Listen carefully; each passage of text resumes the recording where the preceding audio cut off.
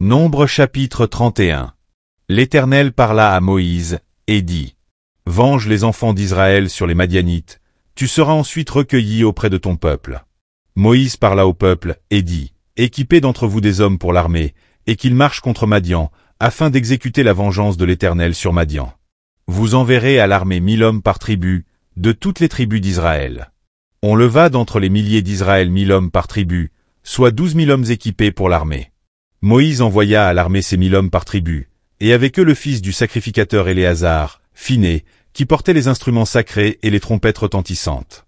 Ils s'avancèrent contre Madian, selon l'ordre que l'Éternel avait donné à Moïse, et ils tuèrent tous les mâles.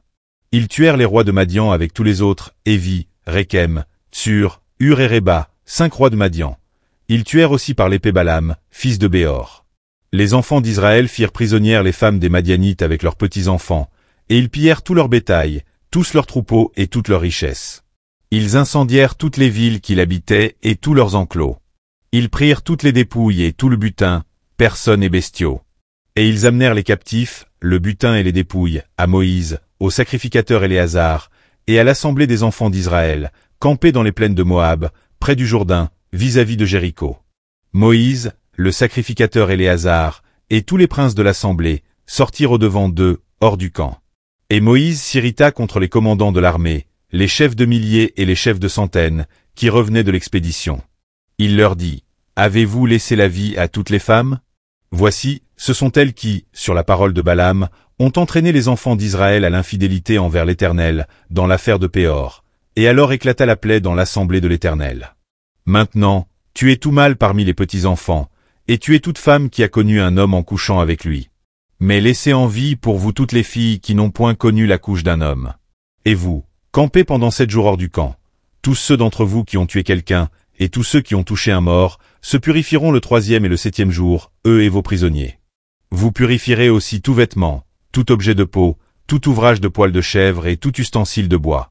Le sacrificateur Éléazar dit aux soldats qui étaient allés à la guerre, « Voici ce qui est ordonné par la loi que l'Éternel a prescrite à Moïse. L'or, l'argent, l'airain, le fer, l'étain et le plomb.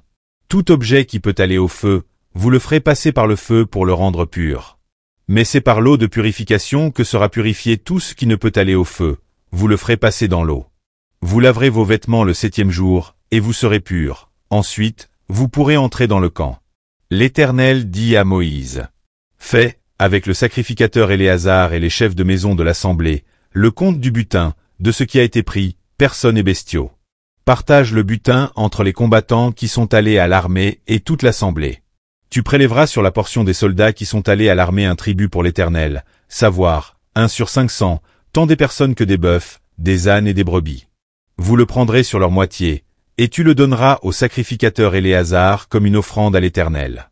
Et sur la moitié qui revient aux enfants d'Israël tu prendras 1 sur 50, tant des personnes que des bœufs, des ânes et des brebis, de tout animal, et tu le donneras aux Lévites, qui ont la garde du tabernacle de l'Éternel. » Moïse et le sacrificateur Éléazar firent ce que l'Éternel avait ordonné à Moïse. Le butin, reste du pillage de ceux qui avaient fait partie de l'armée, était de 675 000 brebis, 72 000 bœufs, 61 000 ânes, et 32 000 personnes ou femmes qui n'avaient point connu la couche d'un homme. La moitié, formant la part de ceux qui étaient allés à l'armée, fut de 337 500 brebis, dont 675 pour le tribut à l'Éternel, 36 000 bœufs, dont 72 pour le tribut à l'Éternel, 30 500 ânes, dont 61 pour le tribut à l'Éternel, et 16 000 personnes, dont 32 pour le tribut à l'Éternel. Moïse donna au sacrificateur Éléazar le tribut réservé comme offrande à l'Éternel, selon ce que l'Éternel lui avait ordonné. La moitié qui revenait aux enfants d'Israël, séparée par Moïse de celle des hommes de l'armée, et formant la part de l'assemblée, fut de 337 500 brebis, 36 000 bœufs, 30 500 ânes, et 16 000 personnes. Sur cette moitié qui revenait aux enfants d'Israël, Moïse prit 1 sur 50, tant des personnes que des animaux, et il le donna aux Lévites, qui ont la garde du tabernacle de l'Éternel, selon ce que l'Éternel lui avait ordonné. Les commandants des milliers de l'armée, les chefs de milliers et les chefs de centaines, s'approchèrent de Moïse, et lui dirent, « Tes serviteurs ont fait le compte des soldats qui étaient sous nos ordres, et il ne manque pas un homme d'entre nous. Nous apportons, comme offrande à l'Éternel, chacun les objets d'or que nous avons trouvés, chaînettes, bracelets, anneaux, pendants d'oreilles et colliers, afin de faire pour nos personnes l'expiation devant l'Éternel. Moïse et le sacrificateur Éléazar reçurent de tous ces objets travaillés en or. Tout l'or, que les chefs de milliers et les chefs de centaines présentèrent à l'Éternel en offrande par élévation, pesait 16 750 cycles. Les hommes de l'armée gardèrent chacun le butin qu'ils avaient fait.